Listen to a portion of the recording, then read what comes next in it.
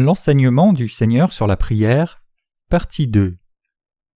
Matthieu 6, versets 5 à 15.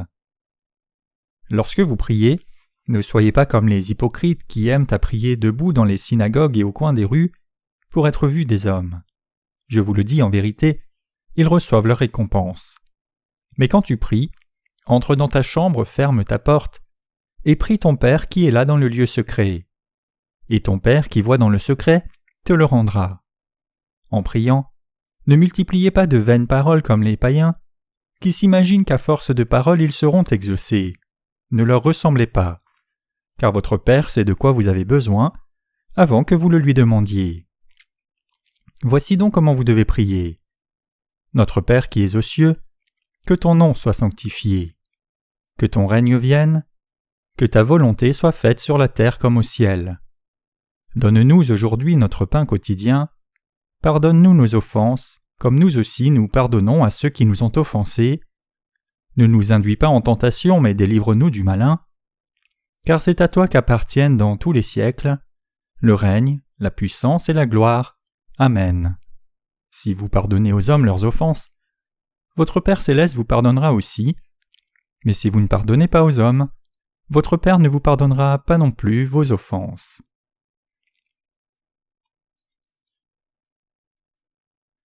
J'espère que vous êtes tous des gens de prière. J'espère que vous devenez des gens de foi en priant et en expérimentant les réponses de Dieu. J'espère que vous devenez des gens à la foi forte et que vous aidez beaucoup de gens, tout comme Pierre a dit « Je n'ai ni argent ni or, mais ce que j'ai je te le donne. Au nom de Jésus-Christ de Nazareth, lève-toi et marche. » Acte 3, verset 6. J'espère aussi que vous priez pour ceux dont vous avez besoin et que vous le recevez. Les humains sont insuffisants et nous devons donc prier constamment. C'est pour cela que Paul dit « Réjouissez-vous toujours, priez sans cesse, rendez grâce en toutes choses. » Vous devez apprendre la prière que vous priez par la foi en Dieu. Si vous ne développez pas l'habitude de prier fort quand vous priez ensemble pour un sujet de prière, vous ne pouvez pas prier avec force quand vous avez besoin de prier pour vous-même ensuite. La prière, c'est la respiration de la vie et un chèque en blanc. Cela signifie que quoi que vous demandiez à Dieu, il vous le donne. Puisque Dieu est le Père des justes, quand nous prions, il écoute et nous donne la réponse. Nous devons demander de l'aide à Dieu avec la foi dans l'évangile de l'eau et de l'esprit. Matthieu 7, versets 7 à 12 nous dit au sujet des prières « Demandez, l'on vous donnera, cherchez, vous trouverez, frappez, l'on vous ouvrira. Car quiconque demande reçoit, celui qui cherche trouve et l'on ouvre à celui qui frappe. Lequel de vous donnera une pierre à son fils s'il lui demande du pain? Ou s'il demande un poisson, lui donnera-t-il un serpent? Si donc méchant comme vous l'êtes, vous savez donner de bonnes choses à vos enfants, à combien plus forte raison votre Père qui est dans les cieux donnera-t-il de bonnes choses à ceux qui les lui demandent? Tout ce que vous voulez que les hommes fassent pour vous, faites-le de même pour eux, car c'est la loi et les prophètes. Ce passage dit que lorsque nous demandons avec foi, Dieu le Père donne. Le Seigneur nous a enseigné comment prier et le fait que le Père connaît tout ce dont nous avons besoin, mais nous devons prier Dieu et alors seulement Dieu nous écoute et nous répond. Bien que nous ayons besoin d'apprendre la grâce de Dieu par son évangile, nous devons aussi apprendre la vie de communion avec Dieu. Nous devons apprendre par notre foi que si nous, les justes, prions le Père, il répondra à nos prières. Quand Dieu le Père est le Père de ceux qui croient dans l'évangile de l'eau et de l'esprit, pourquoi ne donnerait-il pas de bonnes choses à ses enfants qui demandent dans leurs besoins? Nous devons croire que Dieu est notre Père et qu'il donne de bonnes choses quand nous prions. Nous devons prier avec la foi qui croit cela. Ceux qui savent comment prier Dieu avec ferveur dans la foi peuvent prier pour leurs frères et sœurs et pour le salut des autres âmes. Ce qui fait d'un homme un homme de foi, c'est le fait de prier dans la justice de Dieu. La foi de ceux qui croient dans le vrai salut du Sauveur ne peut que grandir graduellement quand ils expérimentent la puissance des prières ferventes. Donc, nous devons apprendre au sujet des prières par la foi. Même si nous avons été délivrés de nos péchés une fois pour toutes, par l'évangile de l'eau et de l'esprit, nous devons prier Dieu sans cesse, tout comme nous respirons constamment. Si nous prions le Seigneur pour son aide constamment, il nous écoute. Nous devons vivre en développant une relation avec Dieu par la foi, communiquant avec lui lui demandant constamment de l'aide et recevant son aide. J'espère que vous devenez des gens de prière et que je suis aussi devenu une personne qui prie par la foi. J'espère aussi que vous et moi apprenons à prier, de sorte que nous devenons ceux qui prient avec foi et expérimentent les réponses. J'espère que vous et moi demandons beaucoup de choses à Dieu, de sorte que nous soyons riches dans la foi, la santé, l'abondance et la justice de Dieu afin que nous puissions le partager avec d'autres. J'espère que Dieu nous donne ses bénédictions et nous bénit quand nous devenons des gens de vraie prière. Nous devons demander la foi qui exalte le saint nom de Dieu le Père. Dans la leçon scripturaire d'aujourd'hui, le Seigneur nous a enseigné pourquoi prier et comment prier. Il dit « Voici comment vous devez prier. Notre Père qui es aux cieux, que ton nom soit sanctifié. » Matthieu 6, verset 9. Le Seigneur nous dit de prier d'abord pour cela. Notre Père qui es aux cieux, que ton nom soit sanctifié. Nous devons prier d'abord pour que le nom de Dieu le Père soit sanctifié. Pour ce faire, quel genre de foi devons-nous avoir? Sûrement, nous devons avoir la foi qui croit dans l'évangile du salut, qui nous donne la rémission du péché. Pour avoir cette foi, nous devons comprendre et croire l'évangile de l'eau et de l'esprit que le Seigneur a donné à Nicodème, Jean 3, versets 1 à 17. Donc, si nous devons sanctifier le nom de Dieu le Père qui est aux cieux, nous devons être quelqu'un qui a reçu la rémission du péché devant Dieu. Cela signifie que nous devons être ceux qui croient que Dieu le Père et Jésus-Christ sont Dieu qui nous a fait, qu'il fut baptisé par Jean-Baptiste pour nous sauver de tout péché, qu'il devint le Sauveur, qu'il fut crucifié pour vous et moi. La foi qui peut appeler le Père de Jésus-Christ notre Père est la foi qui croit dans l'évangile de l'eau et de l'esprit. C'est la seule façon d'appeler légitimement Dieu, notre Père qui est aux cieux, et de prier en l'appelant légalement. C'est seulement par cette foi que nous recevons la qualification qui nous permet de prier Dieu puisque Dieu est le Sauveur et Père pour vous et moi. Puisque ceux qui reçoivent la rémission du péché ont cette foi, ils peuvent prier « Notre Père qui es aux cieux, que ton nom soit sanctifié. » Donc, le Seigneur nous a enseigné à prier d'abord ce qui va le mieux avec cette foi. Que ton nom soit sanctifié signifie que nous ne devons pas porter atteinte à son nom. Alors, qu'est-ce que ne pas porter atteinte au nom du Père? Ici, que ton nom soit sanctifié signifie le genre de foi que nous devrions avoir pour glorifier Dieu et vivre une vie qui ne porte pas atteinte au nom de Dieu. Cela signifie que pour ce faire, nous devons avoir la foi dans le salut de tout péché que Dieu nous a donné. Le Seigneur nous a sauvés de tout péché du monde en nous donnant la justice du salut et en nous faisant croire dans la justice de Dieu. Il nous a rendus sans péché par l'évangile de l'eau et de l'esprit, donc nous sommes le peuple de Dieu. Nous devons aller devant Dieu le Père avec cette foi lorsque nous prions. Nous devons tous avoir la foi qui croit dans l'évangile de l'eau et de l'esprit. Nous devons garder fermement notre foi forte dans l'évangile de l'eau et de l'esprit dont le Seigneur a parlé. Donc, le Seigneur dit de prier pour avoir la foi sainte qui nous permet de recevoir la rémission du péché.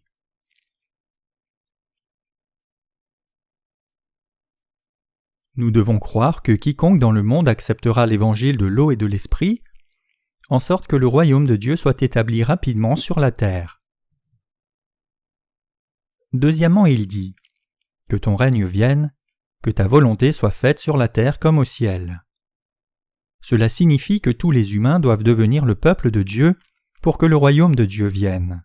Vraiment, même avant la création, Dieu avait planifié de faire de nous le peuple de Dieu en Christ par l'évangile de l'eau et de l'esprit. Il créa l'homme avec cette providence et nous sauva, nous pécheurs, de tous nos péchés. Et il nous donna son parfait salut à nous qui croyons la vérité de l'évangile de l'eau et de l'esprit. Donc nous qui sommes devenus le peuple de Dieu en croyant dans l'évangile de l'eau et de l'esprit, devons vivre une vie qui prie et travaille dur pour que le royaume de Dieu vienne vite. Nous devons faire cela en sorte que le nombre de personnes qui ont reçu la rémission du péché augmente. Nous sommes sûrs que le Seigneur reviendra dans un futur proche et qu'il nous donnera des bénédictions et récompenses à nous qui sommes fidèles à sa grande commission. Nous devons prier pour l'établissement rapide du royaume de Dieu, pour que Dieu accomplisse tous ses plans prédéterminés en Jésus-Christ. Nous devons vivre par la foi et prier pour que les gens reçoivent la rémission des péchés et pour l'expansion du royaume de Dieu. Nous devons travailler dur à répandre cet évangile de l'eau et de l'esprit à tous les pays du monde, pour que tous ceux qui doivent croire croient et reviennent à Dieu pour le glorifier. Nous devons amener les incroyants à se repentir rapidement devant Dieu pour recevoir son parfait salut. C'est ce que le passage « Que ton règne vienne, que ta volonté soit faite sur la terre comme au ciel » signifie. Donc, nous devons prier et travailler dur selon la prière du Seigneur. Nous devons prier que sa volonté ouvre la porte pour que l'évangile de l'eau et de l'esprit soit diffusé rapidement. Et nous devons prier pour cette mission. Garde-nous et bénis-nous pour que nous puissions faire cette œuvre. Que ta volonté soit faite sur la terre comme au ciel. Vraiment, tout comme la rémission du péché est accomplie dans nos cœurs, nous devons vivre une vie de prière en sorte que l'évangile de l'eau et de l'esprit soit accompli dans le cœur de beaucoup de ceux qui n'ont pas entendu l'évangile. Nous devons vivre en priant que Dieu donne la foi à tous les frères et sœurs en Dieu et qu'il nous bénisse pour que nous puissions répandre le bel évangile de l'eau et de l'esprit de par le monde et glorifier Dieu avec la vraie foi. Nous devons prier pour notre nourriture quotidienne.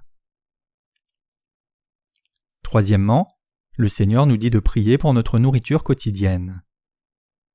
Donne-nous aujourd'hui notre pain quotidien. Nous pouvons vivre seulement si nous prenons aussi notre nourriture spirituelle. Nous devons prier pour notre pain quotidien. Dieu aide-nous que nous puissions manger la nourriture spirituelle et vivre. Dieu nous dit de prier pour notre pain quotidien, donc nous devrions prier ainsi. Dieu le Père, remplis-nous aujourd'hui des choses matérielles du monde, de sorte que nous ne manquions d'aucun matériel pour la chair et l'esprit, qu'il nous bénisse afin que nous puissions partager ce que nous avons avec d'autres, plutôt que demander aux autres. Permets-moi de devenir un homme de foi, qui y va à chaque réunion et qui a des relations avec les autres saints nés de nouveau, pour manger la nourriture spirituelle. Chers chrétiens, pouvons-nous vivre un seul jour sans manger de nourriture spirituelle? Pouvons-nous vivre un seul jour sans faire l'œuvre de Dieu? Notre Seigneur dit « J'ai de la nourriture que vous ne connaissez pas » Jean 4, verset 32. La nourriture pour nous qui sommes nés de nouveau, c'est faire l'œuvre de Dieu. Quand nous faisons l'œuvre de Dieu, cela devient une nourriture dans nos cœurs et le Saint-Esprit dans nos cœurs se réjouit. Quand vous devenez irritable bien que vous ayez reçu la rémission du péché, essayez de faire l'œuvre de Dieu. Quand vous servez Dieu, votre corps peut être fatigué, mais le Saint-Esprit en vous se réjouit. Nos cœurs sont heureux parce que le Saint-Esprit est réjoui. C'est la nourriture spirituelle. Nous pouvons aussi manger de la nourriture spirituelle quand nous rencontrons nos frères et sœurs et avons de la communion avec eux. C'est parce que pendant la communion, la pensée et la volonté du Saint-Esprit sont communiquées des uns aux autres au travers du corps de nos frères et sœurs. Mais cela ne signifie pas que nous devons séparer nos vies du monde. Cela signifie que nous vivons dans ce monde, mais nous devons rencontrer d'autres personnes justes aussi souvent que possible. Nous devons aussi prier et lire la Bible pour manger notre pain quotidien. Qui peut toujours bien agir et manger de la nourriture spirituelle chaque jour? Nous pouvons manger de la nourriture spirituelle et maintenir notre force spirituelle en venant à l'Église. C'est pour cela que nous devons aller au culte de louange et aux réunions de l'Église de Dieu. Se rencontrer est bon, et c'est aussi une grande bénédiction pour manger de la nourriture spirituelle. C'est aussi faire une œuvre spirituelle.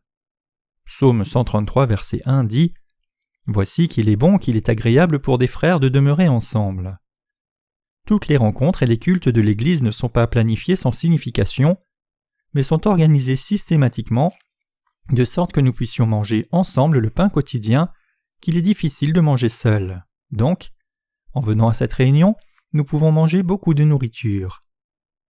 Chers chrétiens, puisqu'il a dit de prier Dieu pour notre pain quotidien plutôt que de nous plaindre d'un manque de nourriture, nous devons demander de l'aide en priant. Donne-moi le pain quotidien, Dieu. Donne-moi les bénédictions d'avoir plus de matériel pour que je ne manque d'aucune chose matérielle. Donne-moi la nourriture spirituelle et la foi, et bénis-moi pour que je puisse faire l'œuvre de Dieu avec foi. Donne-moi les bénédictions pour la chair et l'esprit. Nous pouvons recevoir de la nourriture seulement quand nous demandons de l'aide. Nous devons demander la nourriture pour la chair et l'esprit. Nous devons faire l'œuvre de Dieu et être heureux. Nous devons prier, chercher, frapper et demander. Nous devons demander activement car Jésus l'a promis en disant Demandez, vous recevrez. Cherchez, vous trouverez. Frappez, l'on vous ouvrira. Matthieu 7, verset 7. Nous demandons avec nos cœurs, reconnaissons avec nos bouches et agissons pour chercher, demander et recevoir. Si nous recherchons, prions et cherchons comment et par quels moyens Dieu nous donnera, nous recevrons. C'est ainsi que nous vivons chaque jour, donc le Seigneur nous dit de prier pour ces choses.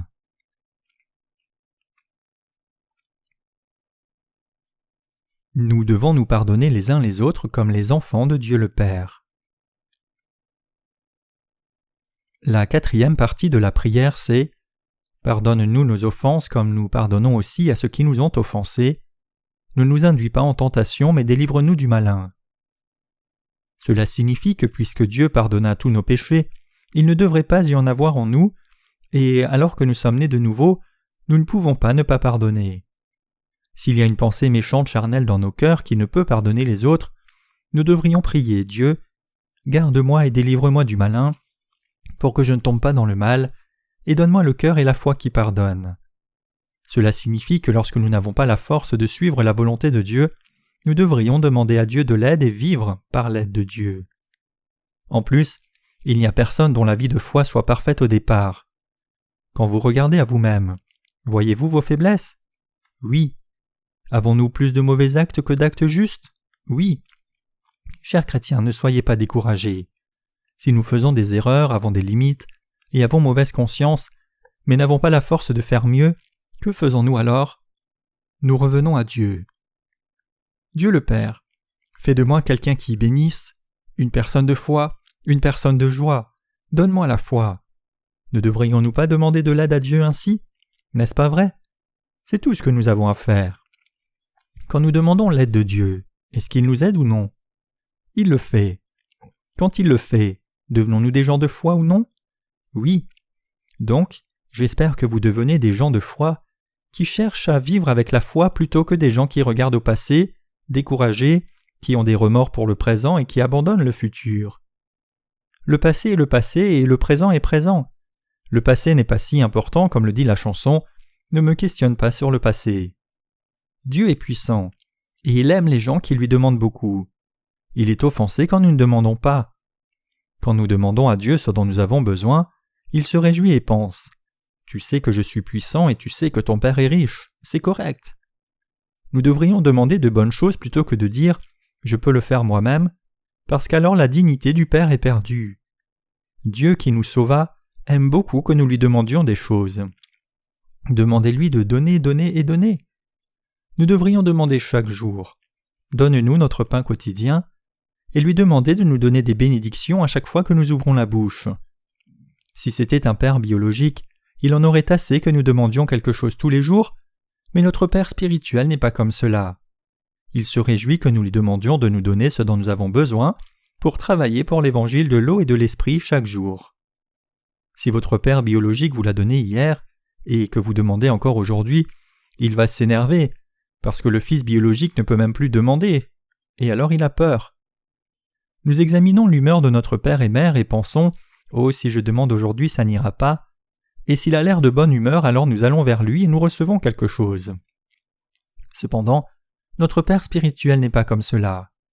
Si nous demandons aussitôt que nous avons ouvert les yeux « Donne-moi » et pendant notre sommeil « Donne-moi », alors Dieu se réjouit et dit « Oui, je vais te le donner, mais tu ne peux l'utiliser au hasard, utilise-le correctement, d'accord ?»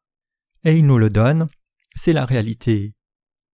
Dieu le Père qui nous sauva, vous et moi, aime ceux qui demandent. Si vous n'avez pas la foi, demandez-lui « Donne-moi la foi, donne-moi, donne-moi ». Alors vous saurez en peu de temps que Dieu vous a donné la foi. Vous pouvez sentir cela « Eh où? J'ai la foi, je peux croire, j'utilise ma foi, j'ai la foi ». N'hésitez pas à demander à Dieu en étant lié par vos propres pensées. Demandez-lui quelque chose comme si vous l'aviez confié à Dieu, et le Seigneur aime que ce soit ainsi. Chers chrétiens, savez-vous comment la foi qui n'était pas vient à exister? C'est parce que vous demandez « Donne-moi la foi, donne-la moi » et Dieu vous l'a donnée. Nous l'avons reçue parce que Dieu nous l'a donnée. Il n'y a pas d'autre moyen d'avoir la foi. C'est aussi parce que Dieu nous sauva et devint le Père pour vous et moi. Nous n'avons rien fait de plus que demander « Donne-nous, Seigneur, donne-nous ». Quand nous enseignons de jeunes enfants sur la prière, les enfants prient « Jésus, donne-moi des cookies, je prie au nom de Jésus, Amen » et ils ouvrent les yeux. Quand ils ouvrent les yeux, s'il n'y a pas de cookies, ils s'exclament « Il n'y a pas de cookies » et commencent à pleurer. Dans ces cas-là, je leur explique. Dis donc, comment peut-il, même s'il est Dieu, amener des cookies juste quand tu as ouvert les yeux après ta prière? Dieu t'écoute maintenant, d'accord? Et il pense dans son cœur « Je vais les lui donner », puis il ordonne aux anges de t'apporter des cookies. Même si Dieu ne donne pas immédiatement quand nous prions, nous expérimentons qu'il donne à la bonne personne au bon endroit et nous pouvons attester qu'il donne. C'est pourquoi nous devons toujours prier qu'il nous donne beaucoup. N'avons-nous pas de besoin? S'il y a quelque chose dont nous avons besoin ou dont nous manquons pour la chair ou l'esprit, nous devons prier pour cela. Donne-nous la foi, bénis-nous, donne-nous la plénitude du Saint-Esprit, donne-nous cela, aide-nous à vivre pour la justice, donne-nous. Si nous prions ainsi, même si c'est la prière d'un enfant immature, comme le Père sait ce dont l'enfant a besoin, il donne ce dont l'enfant a besoin à la bonne personne et au bon endroit. C'est pour cela que prier n'est pas difficile. Dire « donne-moi », c'est prier. Le pensez-vous? Bon, j'ai grandi. Il dit de ne pas dire les mêmes choses encore et encore. Et la Bible dit que je devrais aller dans ma chambre pour prier, mais si je vais dans ma chambre, je ne peux prier, je m'endors seulement. Prier et demander de l'aide dans nos cœurs, donne-nous, c'est prier. Depuis que j'ai commencé à prier, j'ai découvert qu'il n'aime pas les prières aux phrases vides. Quand nous faisons un amas de notre Saint, bienveillant, plein de grâce et omnipotent Dieu le Père, Dieu s'impatiente en disant « Mais quel est le but final alors ?» Peu importe combien nous amassons des paroles vides, si nous ne lui disons pas le but, ce n'est rien. Quand nous sommes désespérés devant la nécessité absolue, le sujet principal sort tout de suite. « Donne-moi ceci ». C'est mieux d'avoir une phrase courte en demandant. Quand nous allongeons incessamment juste pour bien faire, nous oublions même ce pourquoi nous prions. Pourquoi est-ce que je priais déjà? Mince, je ne sais plus. Alors nous prions pour quelque chose qui est hors sujet, et nous finissons par prier pour quelqu'un d'autre et n'en venons pas aux prières nécessaires pour nous-mêmes. Ne le faites-vous pas parfois? Quand nous venions d'ouvrir l'école de mission, nous avions l'habitude de prier assis en cercle après un cours. Nous prions parfois à l'unisson et parfois chacun son tour. Nous prions si longtemps, habituellement plus de 2 heures, que nous avions mal au dos. Cependant, nous prions diligemment. Le conducteur de prière donnait des sujets de prière, et nous les parcourions tous en prière. Quelques frères et sœurs se plaignaient d'avoir mal au dos à cause d'une si longue réunion de prière. On m'a raconté un épisode où un certain ancien d'une église a prié une fois lors d'un culte tôt le matin pendant plus de 3 heures en citant des passages de la Genèse jusqu'à l'Apocalypse. Sa prière n'en finissait plus, au point que tous dans l'église sont rentrés chez eux pour prendre le petit déjeuner et sont revenus, et ils priaient encore. En général, les gens comme cela ne prient pas beaucoup à la maison ou ailleurs. Ils prient longtemps pour compenser leur manque de prière quand on leur demande de prier au culte. Cependant, ce n'est pas ainsi que nous devrions prier. Une prière courte est une bonne prière. Si nous l'allongeons comme si nous étirions un élastique, nous oublions ce pourquoi nous prions vraiment. Parfois, nous prions en union pour quelques sujets de prière. Si le conducteur de prière donne beaucoup de sujets à la fois, pour être honnête, parfois je ne me souviens pas des premiers sujets et je ne retiens que les derniers. Quand cela se produit, je commence par prier pour les derniers. Dieu, donne-moi ceci, donne-moi cela. Mais quand je prie ainsi, je ne me souviens parfois plus des premiers sujets de prière. Dieu le Père, donne-nous notre pain quotidien, donne-nous le matériel nécessaire aujourd'hui, donne-nous la santé, donne-nous la force de faire l'œuvre de Dieu, donne-nous des bénédictions, donne-nous la foi, aide-nous à propager la justice avec foi, aide-nous à ne pas gaspiller notre vie. Nous prions en exposant le sujet principal de cette façon. Prier par la foi n'est pas difficile. Si nous sommes sauvés, alors Dieu est notre Père. Être embarrassé de l'appeler le Père Père est étrange. Jésus est-il le Père? Le Père de Jésus est-il le Père? Si le Saint-Esprit est Dieu, alors le Saint-Esprit est-il le Père? Si vous pensez ainsi, vous aurez la migraine. Chers chrétiens, le Dieu Trinitaire est notre Sauveur et notre Père. Des gens, après avoir cru en Jésus pendant 20 ans, ne comprennent pas encore cela et sont toujours confus pour savoir si Dieu est le Père ou si Jésus est le Père ou si le Saint-Esprit est le Père. Mais ils signifient tous la même chose. Yahweh Dieu signifie Dieu, celui qui existe. Dieu n'est pas une création. Jésus est notre Sauveur et le Saint-Esprit est le Saint-Esprit de Dieu, Donc ils sont le même Dieu dans leur divinité et il n'y a pas besoin de compliquer. Croyez que Dieu dit ceci, donc c'est vrai. Si nous sommes nés de nouveau et que nous avons reçu la rémission du péché, tout nous est permis. Sachant cela, j'espère que vous devenez tous les saints de Dieu et des serviteurs et servantes de Dieu qui prient toujours pour le pain quotidien. Revenons-en au sujet principal. Nous parlons de son enseignement. Pardonne-nous nos offenses comme nous les pardonnons aussi à ceux qui nous ont offensés. Il y a beaucoup de mal que d'autres nous font et beaucoup de mal que nous faisons aux autres. Cependant, Dieu n'a-t-il pas effacé tous nos péchés et ceux des autres? Il les a tous effacés. Quand il les effaça tous, ne devrions-nous pas pardonner de tout cœur ceux qui agissent mal envers nous? Nous devrions les pardonner. C'est le prémisse de prier. Et pardonne-nous nos offenses comme nous pardonnons aussi. Quand Dieu a pardonné tous nos péchés, si nous ne pouvons nous pardonner les uns les autres, ce n'est pas correct en tant qu'enfants de Dieu. C'est pourquoi il a dit ceci. Donc, nous devons prier quand nous avons pris la mauvaise voie, et que les pensées mauvaises deviennent fortes et que nous tombons dans le mal, et essayons de punir les autres, de gagner les autres ou de nous venger. Ne m'induis pas en tentation et ne me laisse pas aller dans des problèmes à cause de mon comportement charnel qui devient un frein pour l'Évangile plutôt qu'un bénéfice. Ne me laisse pas tomber dans la tentation ni aller dans des problèmes tels que l'Église, d'autres chrétiens ou moi-même ne soyons pas atteints. Protège-moi de tomber dans le mal, aide-moi à contrôler mon cœur, donne-moi la force qui peut accomplir l'œuvre de la justice de Dieu. Il nous a dit de pardonner, d'aimer, de tolérer et de prier pour les autres. Nous devons prier pour tous. Dieu, donne-lui la foi pour qu'il soit sauvé de ses péchés. Son comportement n'est pas si bien, mais sauve-le. Nous devons prier ainsi. Pouvons-nous prier pour tous les gens du monde ou non? Oui, nous pouvons pardonner et aimer dans nos cœurs par le bel évangile de l'eau et de l'esprit. Vraiment, les gens justes ne devraient pas tomber dans le mal. C'est bon de tomber dans la justice, mais est-ce bon de tomber dans le mal?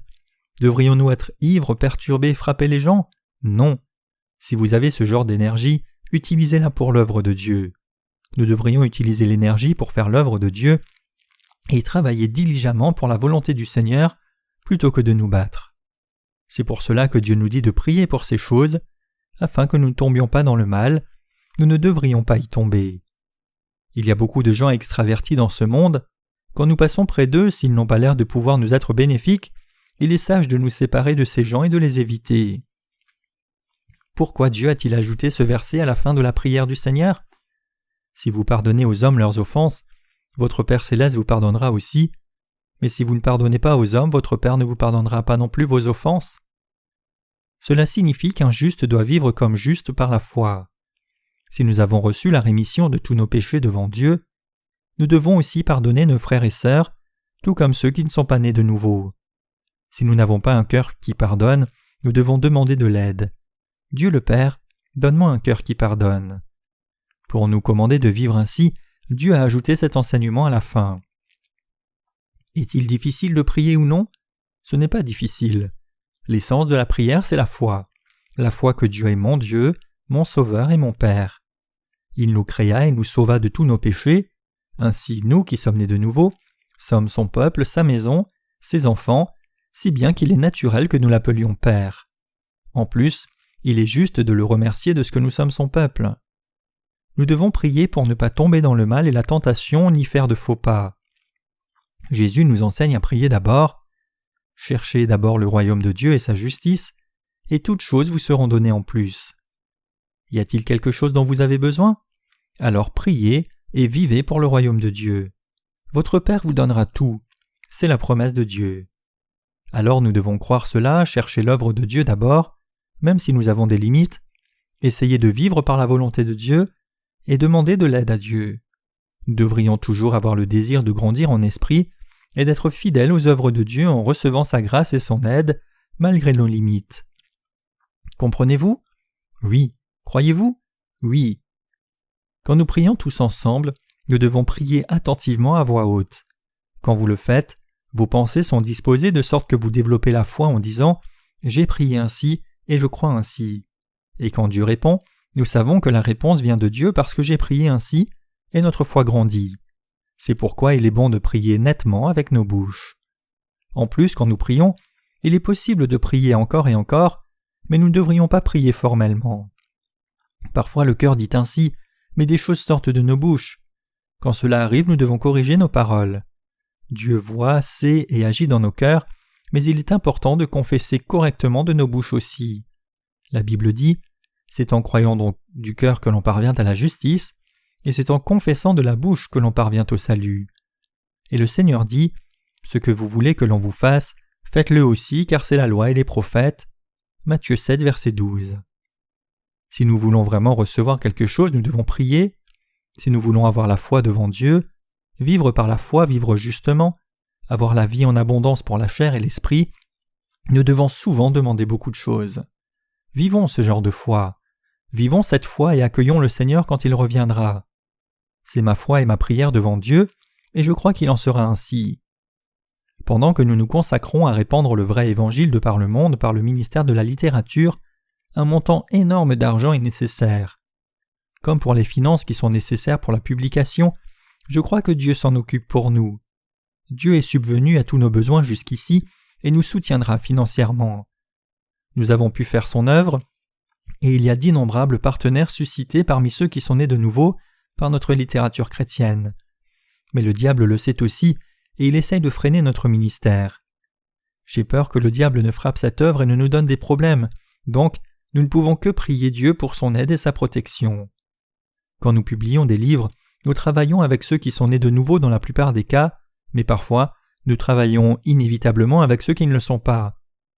Quand nous avons édité la version française de notre premier livre, nous avions investi beaucoup d'efforts, mais nous avons trouvé une faute sur la couverture qui n'a absolument rien à voir avec le livre original. Bien sûr, le traducteur français a dû faire de son mieux à sa façon, mais il a fait une erreur grave, amenant tout l'effort au néant. Donc, nous devrions prier Dieu de prévenir ce genre de perte dorénavant. Maintenant, les versions anglaises et espagnoles de nos livres sont les plus populaires. La version la plus populaire suivante est le français. Qu'est-ce que cela signifie? Dans des domaines où Dieu agit grandement, le diable aussi travaille dur pour casser nos œuvres. C'est pourquoi nous devons prier Dieu de nous protéger des méchants et de superviser et régner sur les gens qui travaillent avec nous pour que tout aille bien. Nous devons aussi prier Dieu d'aider et protéger tous les frères et sœurs et serviteurs et servantes qui se consacrent à cette précieuse mission. C'est pour cela que nous prions. Vous devez prier pour vous-même aussi. Dieu sera glorifié si vous vivez fidèlement.